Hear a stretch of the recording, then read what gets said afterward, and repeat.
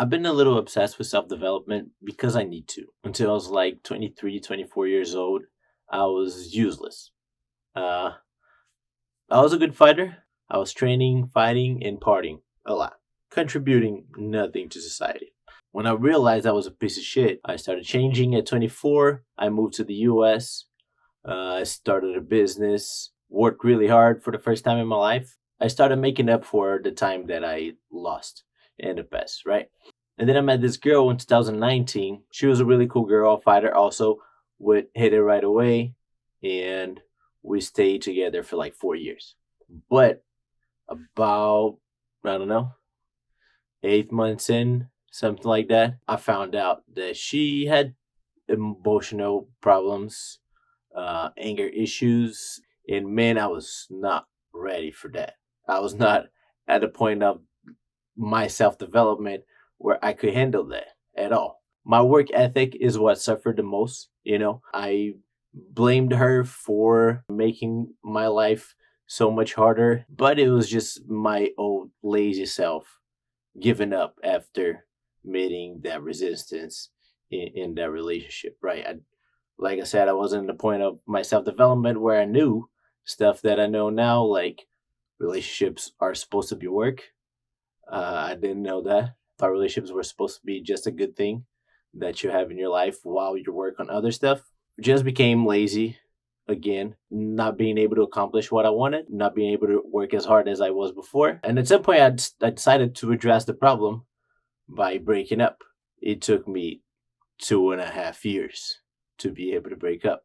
Breaking up was really hard for her. So it was really hard for me to do that to her. And there were some other issues, like we moved in together, so we had a 12-month lease. At the beginning of that lease was the worst of it when I decided to break up. So when I decided I don't want that anymore, I have like 8 months left. In the end, at the end of those 8 months is when we broke up, right? And when I finally do it, when we finally break up, I lean again 100% to self development like I wanted to. And I started to realize that the man I want to be is stronger than that. She had been getting better too when we were together. So without all the noise, without the stress of the relationship in my life, I could see her as a better person, than she was in the beginning.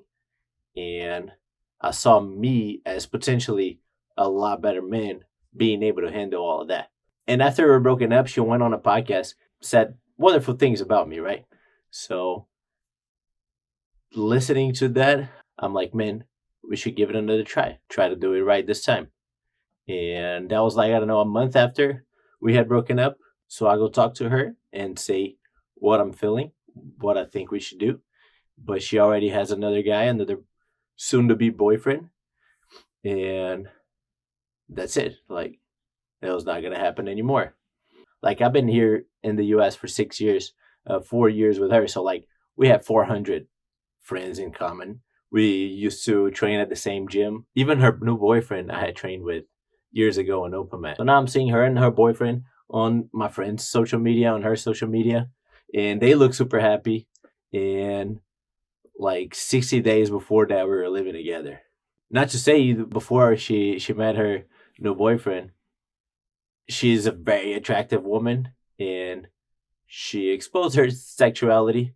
And I saw a lot of my friends like taking advantage of that or trying to take advantage of that, enjoying it. So, how do you think that made me feel? What do you think I wanted to do on Friday night? Do you think I wanted to stay home and record and work on my videos, read books, sleep early? I wanted to go out, go party, get wasted, numb all that pain and quiet my thoughts, pass out, hopefully wake up with some random girl beside me. That's all I wanted to do. That would have made my life so much easier at that moment, not having to deal with that. I wouldn't feel that pain for the first month, for the first 3 months, for the first year, maybe, God forbid. But then after that month or year of pleasure seeking, I would be so further away from the man that I want to be. And whenever I chose to face the fact of what happened, I would still have to go through the same pain. Plus, the cascade of bad decisions that I made throughout the time that I was avoiding it. But instead, I try to stop drinking altogether, something that I've been abusing. Alcohol is something that I've been abusing since 17 years old. I stay home on weekends, working on my videos, working on myself, doing shit I need to do, and feeling just absorbing the pain. Fortunately, at that point, I knew that pain was progress. The pain was going to teach me what I needed to learn from that situation. I stopped having meaningless sex, even. I stopped chasing girls, was something that I always did as I was partying and drinking all the time.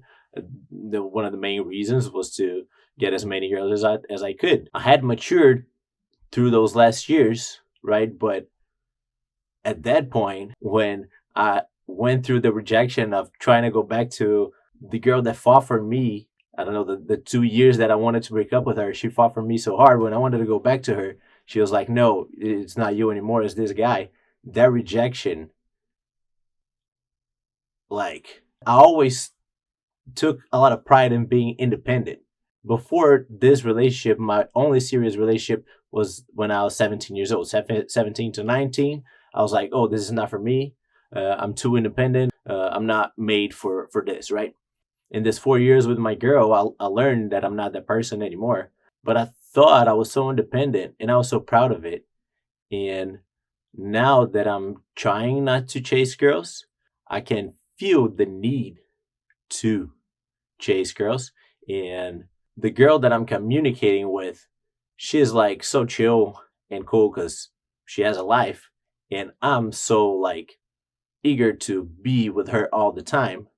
And I'm like, what's wrong with me? Why am I so needy right now when I've never been that way? And then I start realizing I've always been needy of female approval. I just wasn't needy to a girl because I had several options. I was hitting up different girls and going out with them several at the same time. So I'm like, I'm a bitch for female approval, actually. And why am I feeling needy in the first place? Because I have so much time in my hands. I'm not focusing on what I have to focus. I'm saying I want to do all these amazing things, and I'm here wasting my time begging for approval to heal my rejection from my ex. How would I know that if I hadn't gone through the pain? So with that awareness, I'm finally able to address it and not be a whore anymore. Like, become a real man. I'm sure I could get other girls, right? I could download 2, 3, 4 apps. I could, again, be going out, drinking some alcohol, getting super loose and talking to several girls. But again, I want to become a better man. I want to become the man that does everything that I want to do, not in need so desperately for female approval where I gotta waste half of my life, waste half of my effort, not have anything left over for what really matters, which is what I did those first 24 years of my life. And it wasn't easy either. Staying home on weekends, working on my videos, working on myself, getting shit done, just crying out of nowhere sometimes, hating my girl for displaying her happiness so publicly when we were together so recently, trying to replace the pain for anger. And that also doesn't work. Like, it made me feel less pain, honestly. It felt less worse, but it just kept me stuck there where I couldn't let it go of the anger now because I was trying to replace that pain for the anger. Like, I had to go through that pain. That was no other way. I had to realize that I was just being rejected. It was nothing personal. She just didn't want me anymore. She had moved on. And then I could finally let it go. She was just trying to move on and be happy. And this whole process of self-discovery and healing took about 5 weeks. I could have gotten drunk every weekend, fucked random girls, and feel like the man because I was doing better, fucking several girls instead of feeling bad for my girl.